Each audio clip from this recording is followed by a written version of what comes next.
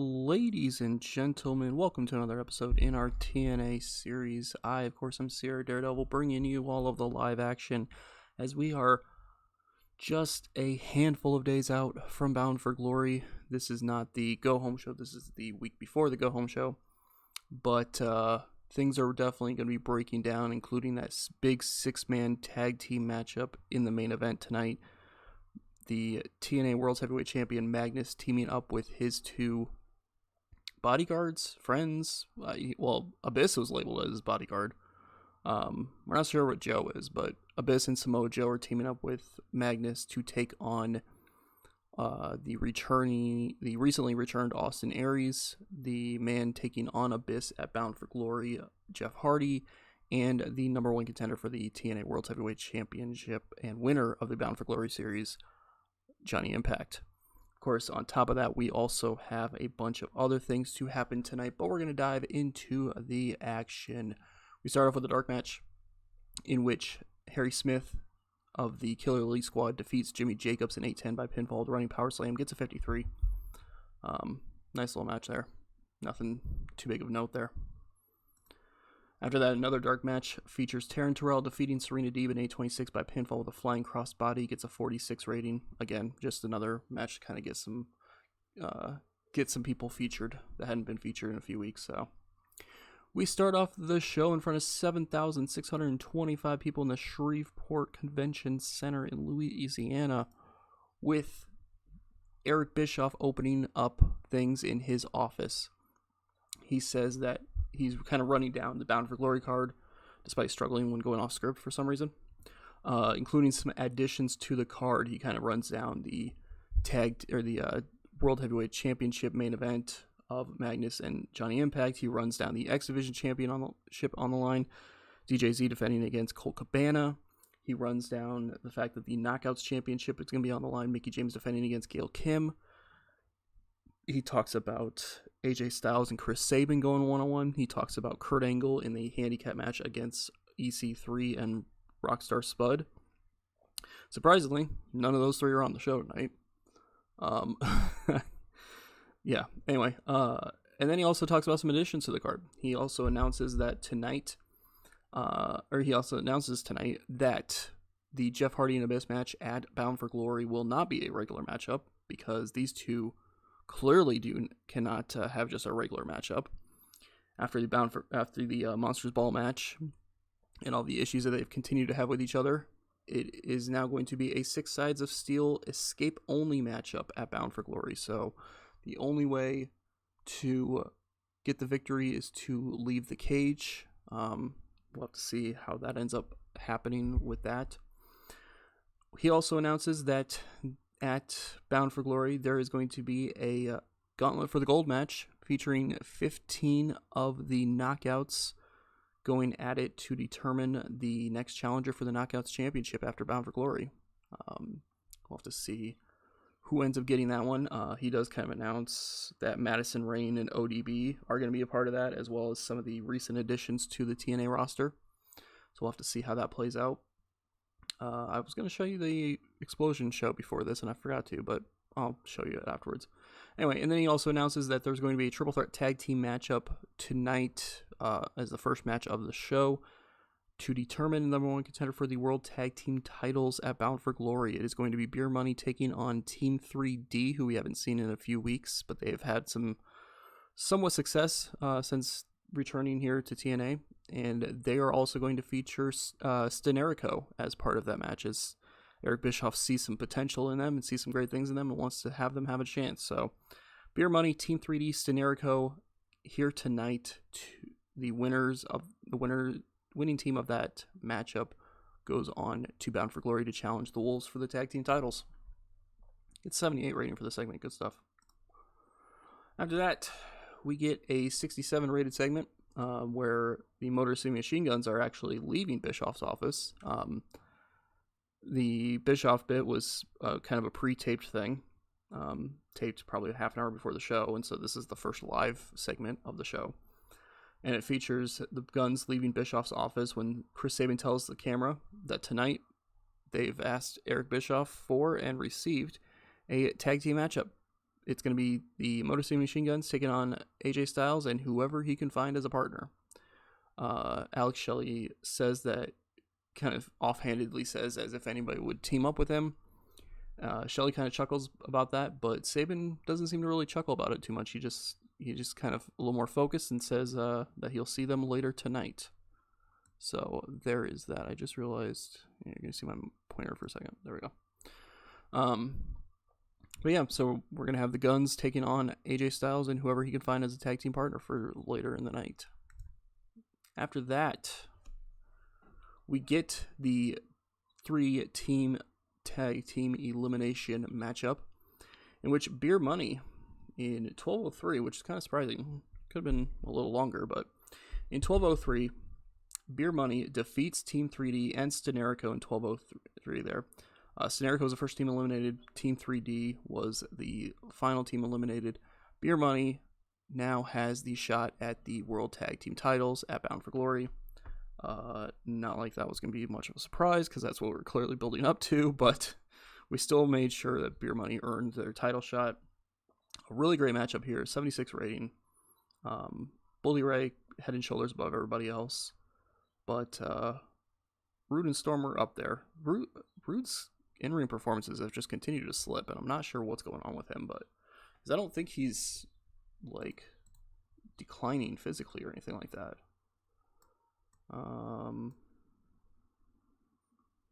He's overwhelmed. Oh, he is declining physically. Well, he is quickly dropping off then. He is like he was doing like 70s just a few months ago, and now all of a sudden a 66. Although he is overwhelmed by the manager. That'd be Dixie.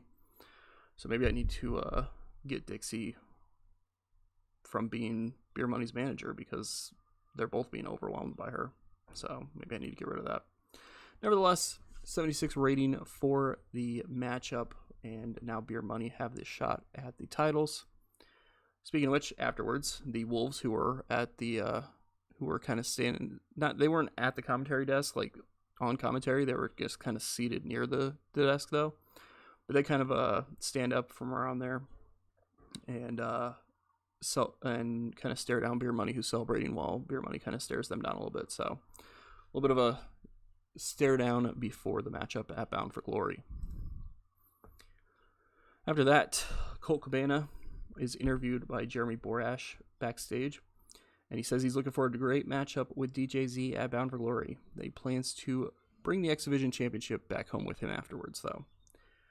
DJZ shows up and says that Cabana is a great competitor, a great wrestler, and it's going to be one heck of a matchup that the two are going to have. However, he has gone on record by stating he's going to be the greatest X Division champion in TNA history, and he can't exactly do that if he drops the title this early into his reign. The two kind of go back and forth a little bit here before kind of hyping each other up, but also kind of, just both men trying to say that they're going to be the ones who leave Bound for Glory with the X Division Championship, before they do end up agreeing to a tag team match at this Explosion this Saturday, featuring Cabana and his usual tag team partner Eric Young against DJZ and his fellow broman Robbie E. So that's going to be a tag team matchup happening on Explosion this Saturday. After that, we get Velvet Sky and Brooke Tessmacher in the ring. Sky begins to start talking before she's immediately cut off by Angelina Love, who comes out. Love says that we've heard enough from Velvet the last couple weeks, and that is Love's turn to speak. She's questioning Velvet Sky's audacity and claiming that Sky made Love who she was. Love is the one who came up with the idea of the beautiful people, and Love is the one who allowed Velvet to be a part of that the group. She said that she did leave TNA for a while, but it's because she needed to. And Sky did do a good job of keeping the beautiful people around. She'll give her credit for that. But the problem is that because of that, Sky's ego started to get the best of her. She started to let the continued success of the beautiful people get to her head. And now, ever since Love's returned, she's made a mistake of letting her ego get in the way of their friendship. So if they are going to have to deal with the ego getting in the way of the friendship, then Angelina Love is going to have no problem going into Bound for Glory, beating up Velvet Sky, and showing everyone just who truly the better of the two of them is. But tonight she has a plan. She knows someone backstage who still has an issue with Velvet Sky and Brooke Tessmacher. Admittedly, she still has an issue with Angelina Love as well, but she's talked to her about it. So she suggests a tag team matchup here tonight. Sky refuses this happening. She says she doesn't want to be participating in any sort of matchup here tonight, until eventually Angelina Love kind of goads her into accepting it. And then Angelina Love's partner then comes out. Let's get to 46 there. And her partner ends up being another former member of the Beautiful People, Madison Rayne. And in a tag team matchup, Velvet Sky and Brooke Tessmacher actually get the victory over Angelina Love and Madison Rayne in 12:05 when Velvet Sky pinned Angelina Love with a double knee backbreaker after Madison Rayne wiped out Angelina Love by accident. So looked like they were going to try to do something. Angelina Love kind of had Velvet Sky kind of caught up, getting ready to do some sort of double thing there. And Velvet was able to duck out of the way. Rayne was able to lay out Angelina Love by accident. And when Brooke kind of speared Madison Rayne out of the ring, or speared her to the ground, and sending the two of them rolling out of the ring, Velvet Sky picked up Angelina Love, hit the double knee backbreaker, and got the victory in a 59 rated matchup. Pretty good stuff there. Madison Rayne definitely carried the matchup though, but pretty good match nonetheless. Brooke Tessmacher struggling to keep up with everybody, but the storyline gets some momentum. All thanks to Madison Rayne there, but it does get some momentum as a 59 rated matchup, and Velvet has a little bit of momentum heading into the match at Bound for Glory. After that, 72 rated segment. Kind of hoping for a little bit better, but to be fair, I probably shouldn't have rated Jeremy Borash on something. Johnny Impact is seen sitting in a room backstage with Jeremy Borash. It's one of those typical one-on-one interview kind of promos here. Johnny Impact is interviewed about the Bound for Glory main event and says that he is a movie star. He is a big name in this company and in this business. He is such a big name that he had the wife of his good friend, Maurice, decided to show up and accompany him, kind of show up here around TNA with him. So that's kind of the brief description of that, is that they just, she is looking out for her husband's friend, her husband's best friend. Anyway, he says that he is someone who should be treated as a movie star, and that he came to TNA for that opportunity. Because everywhere he's been before TNA, he wasn't given those opportunities. He spent years trying to look for these kind of opportunities. He was always told that he had all of the potential in the world, but he was never getting the chances like he's getting in just a few days of Bound for Glory. So he says he doesn't care about Austin Aries looking for revenge against him. He'll deal with that after Bound for Glory. He doesn't care about Magnus holding the championship as long as he has, because he's been defending against almost all of TNA's best.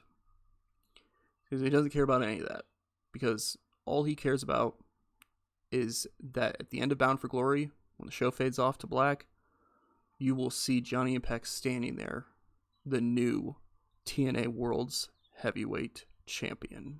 So, kind of a focused little interview here for Johnny Impact, clearly stating that he is ready to win the championship and finally be a world champion in this business. After that, we get the match made last week as Homicide defeats Kazarian in 13:30 by pinfall the Gringo Killer after interference from Loki. Gets a 73 rating for the matchup, 65 from Homicide, 61 from Kazarian. Really good rating for the match, though. Good stuff there. After the match, Black Friday management looked to attack Kazarian again, but this time Daniels comes out to make the save. This time actually getting in the ring. Black Friday management back off without any sort of physical activity between them, as Daniels gets a mic, kind of helping Kaz up to his feet a little bit, and he says that whether Kaz was attacked by Black Friday management or not, he doesn't know for sure. He doesn't know for sure, but no matter what, whether it happened or not, Kaz is still his best friend. Kaz is still the guy who he is. Kazarian is still the guy who he has been friends with for many years now.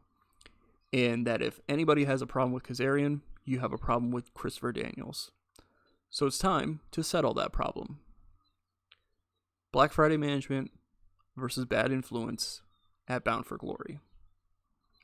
Kind of obviously seemed like we were heading to this, but now it's made official. So it is going to be Homicide and Loki taking on Kazarian and Christopher Daniels at Bound for Glory. Kazarian seems happy about the fact that even though Daniels still didn't fully admit that it was them that attacked him, he does seem happy about the fact that he has Daniels on his side and he gets to have him help him out to take on Black Friday Management at Bound for Glory. So this will be a big time matchup at the show.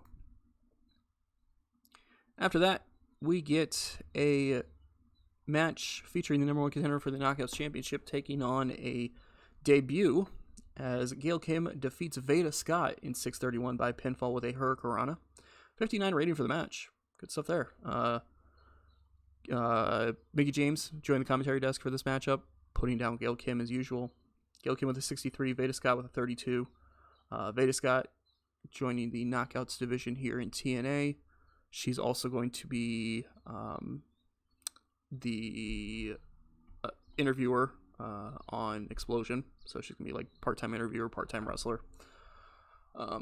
Just because Borash is already doing announcing on Explosion, so I couldn't have him do announcing and be the interviewer as well. So that's not the only reason why I brought Veda in, but that's what she's going to be doing. So she'll be doing Explosion interviews while also kind of wrestling here and there. And she puts up a decent she gets a little bit of offense against the number one contender, but at the end of the day, in 6.5 minutes, Gail Kim gets the victory. After that, apparently I decided not to write anything. I also forgot to change the chemistry between Mickie James and Magnus.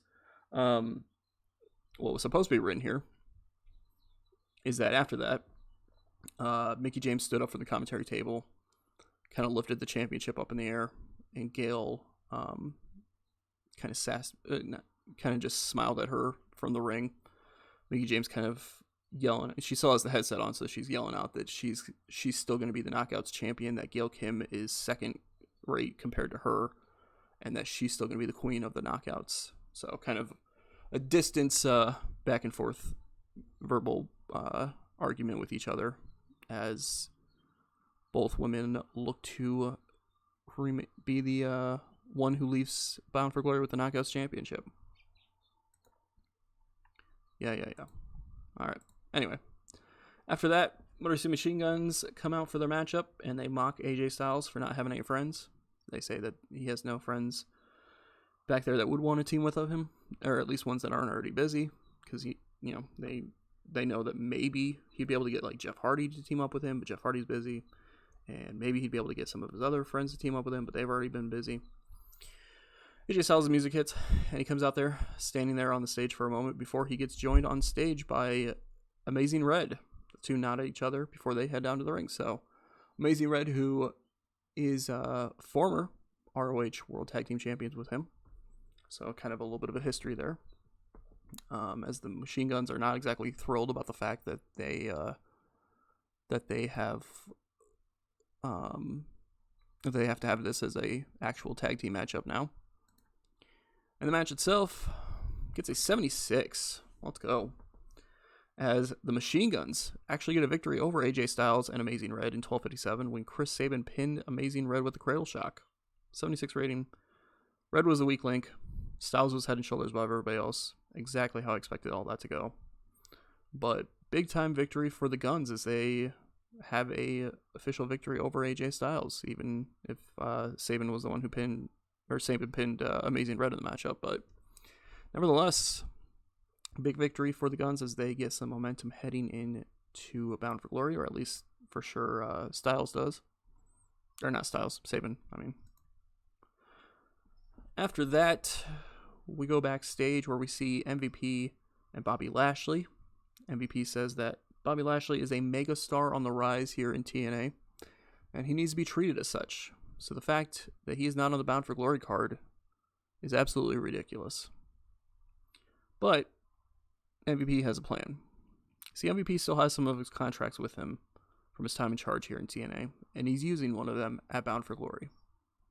He's gonna put it on the front, on the door to the locker room, an open challenge for anyone who dares step into the ring with Bobby Lashley. So we're gonna have a Bobby Lashley open challenge at Bound for Glory. We will have to see who answers the challenge as Lashley and MVP look to continue to rise here in TNA. After that, we get our big time main event, which gets an 80 rating. I'm sorry, what? I'll go over that in a second. Anyway, Battle that had great heat and good wrestling. Team Dixie, Abyss, Samoa Joe, and Magnus defeat Johnny Impact, Jeff Hardy, and Austin Aries at 14-17 when Magnus pins Jeff Hardy with a fast roll-up. Thanks to Johnny Impact turning on Austin Aries in the matchup. It's not like a full-on turn. It's more of they have a miscommunication with each other, and they start kind of getting into it with each other at ringside, kind of pushing each other around a little bit, and then they kind of start fighting a little bit before, and then Jeff Hardy gets distracted by this and gets rolled up by the World's Heavyweight Champion. It's an 80 rating. Johnny Impact carried the matchup in terms of in-ring performance, which is kind of surprising. Kind of really surprising, honestly. Nothing against Johnny Impact. Great wrestler, but I figured Aries and Joe would do better enough to kind of make it so Impact wouldn't be carrying the matchup, but apparently he did. Magnus with a 69, this with a 67, Joe, Aries, and Jeff Hardy all had a 71, Johnny Impact with an 80 in-ring performance. That is crazy talk. I want to see, well, just a couple of inconsistencies. Kind of wondering why Jeff Hardy underperformed. Yeah, whatever. Anyway, after the matchup, Johnny Impact and Austin Aries are still brawling on the outside as Jeff Hardy gets beaten down in the ring. Aries makes a mistake of kind of taking care of Johnny Impact for the moment. Gets the mistake of trying to come into the ring to help out Jeff Hardy, only to get grabbed from behind and choked out by Samoa Joe. By the way, it does get announced kind of during the main event. I forgot to mention that. It does get announced during the main event that the other two people in the six-man tag match, Austin Aries and Samoa Joe, are now scheduled to have a one-on-one matchup at Bound for Glory as well. But Aries gets choked out by Samoa Joe. This leaves Magnus and Abyss in the ring, with Magnus kind of celebrating raising the World Heavyweight Championship in the air, until all of a sudden, Johnny Impact comes springboarding in out of nowhere to dropkick Abyss, taking him down to the mat and causing him to roll out of the ring. Johnny Impact quickly springs up to his feet before Magnus can do anything. And, well, Magnus goes to try to hit him with the title, but Johnny Impact turns around right before he does it, and Magnus kind of stops in his tracks over. And Johnny Impact and Magnus have a stare down with Magnus lifting the TNA World Heavyweight Championship up between them as the show comes to an end. So we get the usual stare down with the championship being risen up between them segment to end the show. The show itself gets a 77. I'll definitely take that. Increasing popularity in 22 regions, limited number of viewers in a bunch of areas. I went back and looked at the broadcasting deals, and we have like 8 months on a lot of them. So I kind of have to wait. I have to wait another couple months before I can try to change maybe the time, see if that will help fix that at all. But I think a lot of that is just the viewers themselves, or the broadcasters themselves. So we may just have to deal with the fact that the broadcasters are going to be kind of limited for us. Nevertheless, still increasing popularity in 22 regions, still increasing as we continue to rise up. 77 rating is a very good show rating. In fact, I think that might be one of our best impacts we've ever had, honestly. I'll have to see when this loads, but I think it is one of our best impacts we've ever had. That main event definitely helped us out. Our matches are just killing it right now. We are not really having too many bad matches. Segment-wise, segments are a little rougher. Segments are, a lot of our segments are 50s, 60s, so that's not good. But our matches are just knocking it out of the park. And I'll take that. Because as long as one of them is doing great, then that means that we can continue to have success. We'll just have to keep working on the other one. Okay.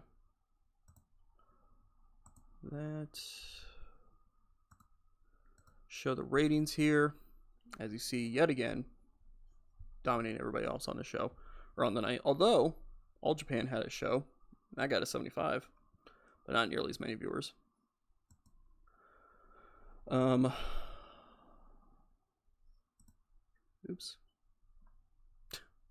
Kind of spoiled something there slightly. Oh well. So yeah, that Impact was tied for our second best show we've ever had. Slammiversary is our best show at a 78. And then the Impact from September, Hard Justice, an Impact from July, Destination X, and another Impact from September all are at 77 with the one that we just ran. So good stuff there. Top matches. The main event that we just had was 13th now all time, so that's pretty good. Pretty good indeed there. But yeah, good stuff across the board as TNA continues to have a bunch of success. We're 9 days out from Bound for Glory, as my neighbor is being really weird outside.